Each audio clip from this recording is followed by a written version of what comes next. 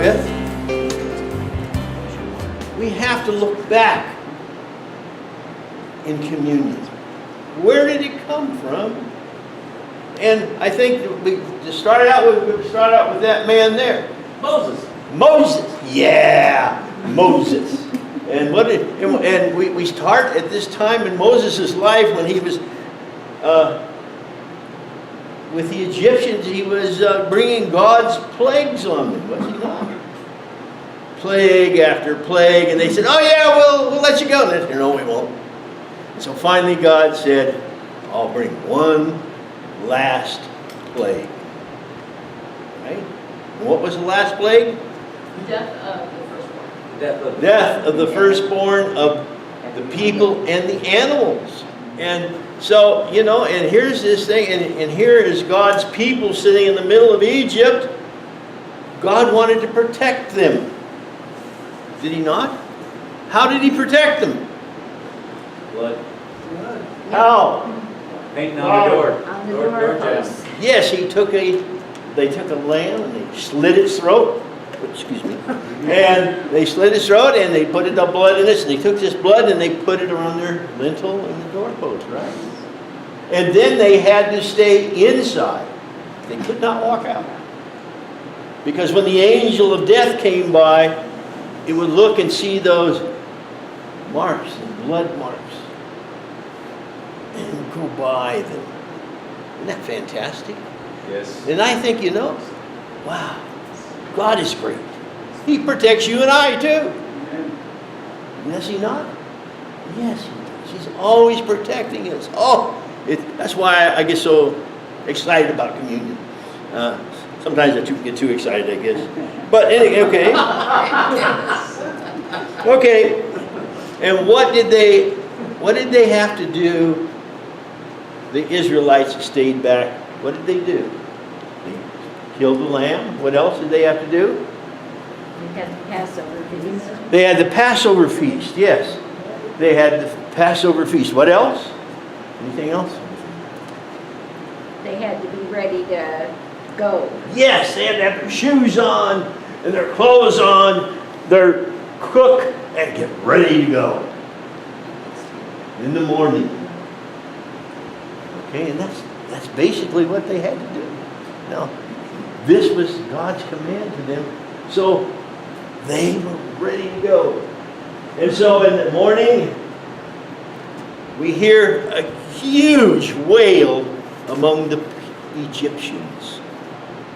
It says in the Bible, the largest wail that it would ever be, because their firstborn was dead, including the Pharaoh's firstborn. And they, can you imagine? Think about it. Think about your children. All of a sudden you're sitting there and you get up one morning and he's dead. Whoa. That's pretty hard to take, isn't it? We love our children so much. It's hard to take that they'd be dead, and this is what God did to them. This is why they wailed so loud. And so they said, well, I guess we'll let you go. So here they marched out, and they had their stuff on their backpack or whatever they had. And they had their animals behind them. They were leaving. And the Egyptian peoples came out and they gave them gifts of silver and gold. They just piled gifts on them as they walked out. Because the people, I think, understood what the Pharaoh did not understand. These people were God's people. And they were walking out and they passed all of these gifts on to them. And they went into the wilderness. Okay?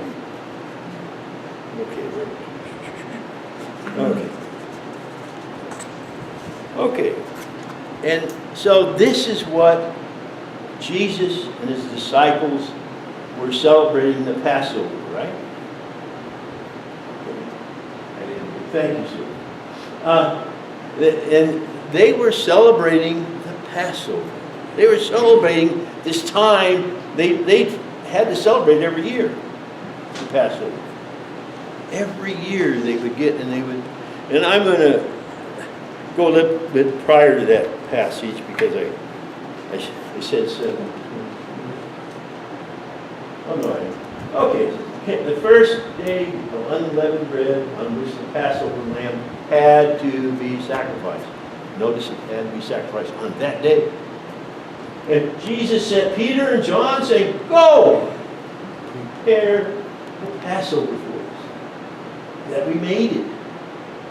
And they said to him, "Where do you want us to prepare?" And he said to them, "When you have entered the city, you'll meet a man will meet you carrying a pitcher of water. Follow him into the house he enters. And you shall say to the owner of the house, 'The teacher says to you, where is the guest room in which I may eat Passover with my disciples?' And he will show you a large furnished upper room. Prepare it." They left and found everything. By the way, do you have any idea what it is to prepare the Passover meal? Anybody?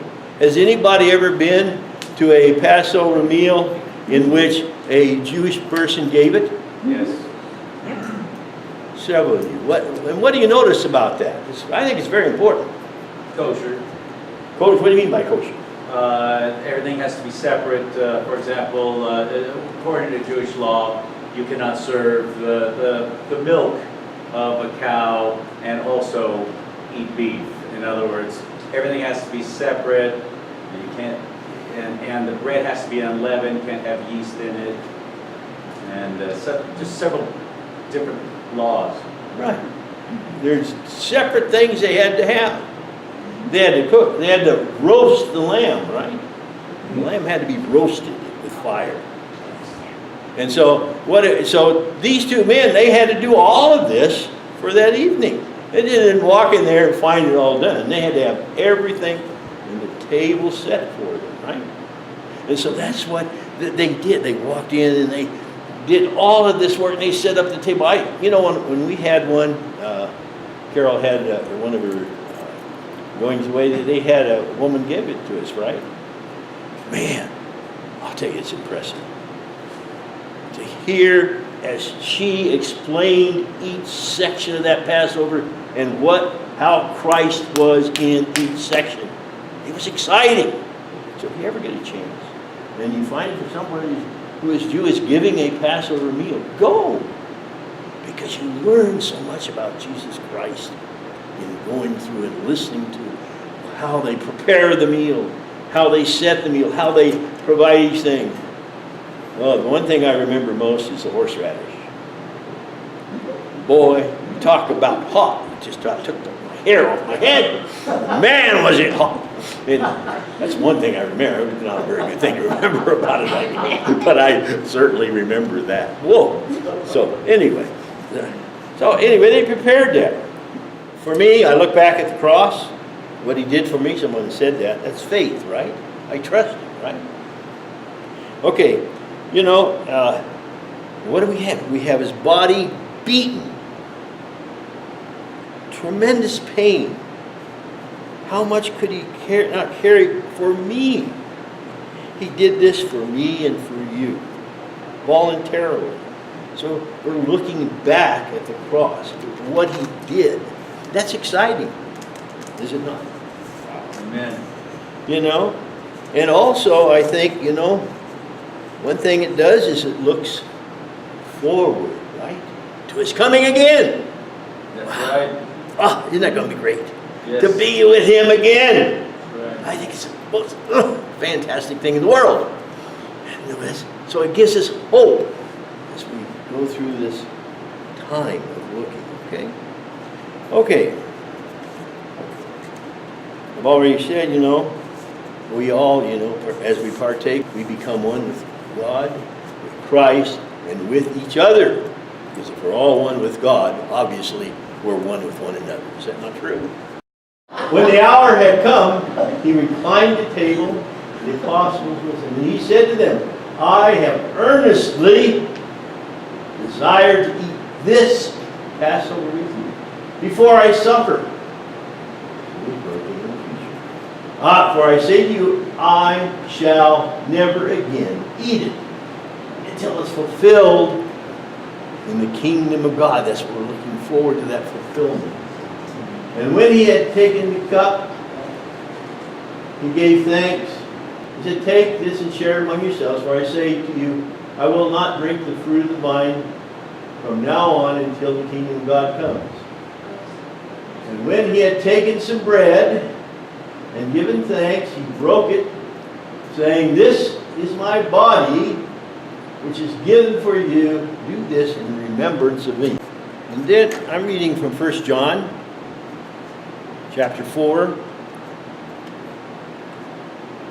verses 19 through 21. It says, "We love because he first loved us." Right? Good. "If someone says, 'I love God,' but hates his brother, he is a liar. For the one who does not love his brother whom he has seen cannot love God whom he has not seen. And this commandment you have from the beginning. The one who loves God should love his brother." Now, we're going to take a little time. I want you to think about this, and as you look around the audience, look at people and say, sometimes we get in our minds something against a person, right? You ever had that happen? Nobody except me? Yeah. You look around and you get something, and it's in your mind. The person may not even know it. And so what I want you to do is to take this bread, look around, find a person. And this is one of the things you can do. You can ask for forgiveness because of your mind putting that on that person. Or there's a second thing you can do. I was thinking about this. Look around, and as you look around, you find somebody who has been an inspiration for you, who has helped you along the way. Take that bread and have communion with them. Serve each other the bread. And everybody, take and eat.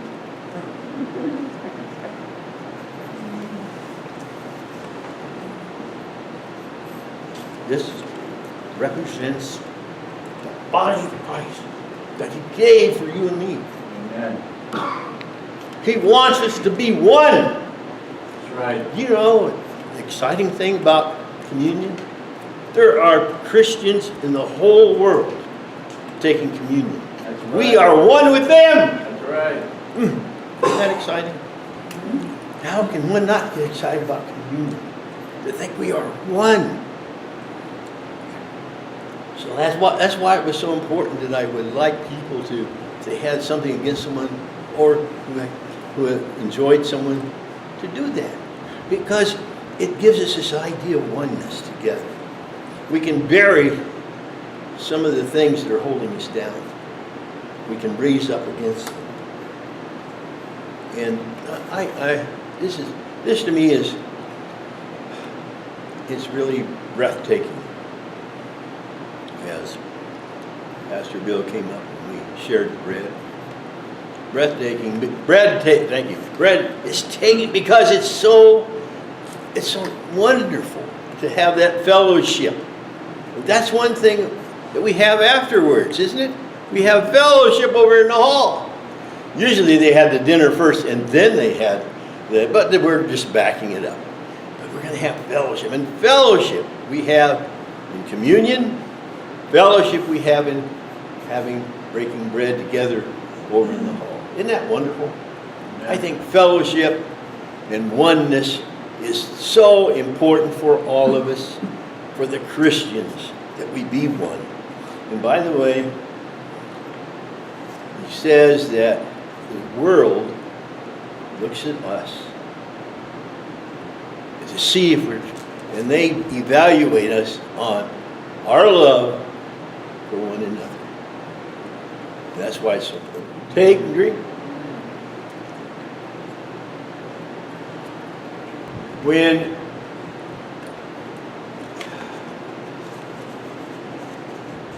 we had Moses gave the first covenant to the Jews. this Passover, this communion, marks the new covenant with you and I. That's right. That is so exciting because we have the new covenant in his blood. And what does his blood do? Cleanses, Cle- purifies. Purifies us, cleanses us from all sin. We are one body, just like Mary and I are one. We don't quite understand it, but that's what Christ said. We are one. And he also says in the Bible that we all are one. Praise the Lord.